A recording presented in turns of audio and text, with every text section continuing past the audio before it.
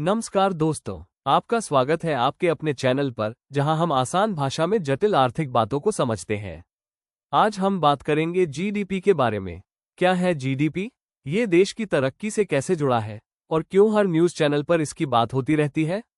तो चलिए शुरू करते हैं। जीडीपी का पूरा नाम है ग्रॉस डोमेस्टिक प्रोडक्ट, जिसे हिंदी में कहते हैं सकल घरेलू उत्पाद। ये किसी देश के अंदर एक निश्चित समय, जैसे एक साल, में सारी वस्तुओं और सेवाओं के कुल उत्पादन का मूल्य होता है। सीधी भाषा में कहें तो एक देश की कमाई को जीडीपी कहा जा सकता है। जीडीपी से हमें पता चलता है कि देश की अर्थव्यवस्था तेजी से बढ़ रही है या धीमी हो रही है। अगर जीडीपी बढ़ रही है तो इसका मतलब है कि देश में व्यापार हो रहा है, लोग नौकरियों में हैं और पैसा घूम रहा है। लेकिन अगर जीडीपी घट रही है तो इसका मतलब है कि दिक्कतें हैं, बेरोजगारी बढ़ सकती है और बाजार में मंदी आ सकती है।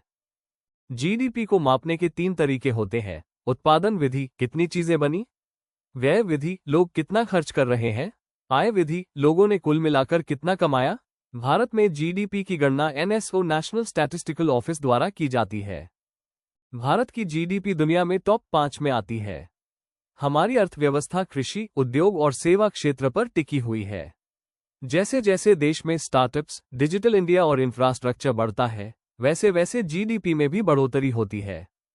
तो दोस्तों, अब आप समझ गए होंगे कि जीडीपी क्या है और यह क्यों इतना जरूरी है। अगर वीडियो पसंद आया हो तो लाइक और सब्सक्राइब जरूर करें।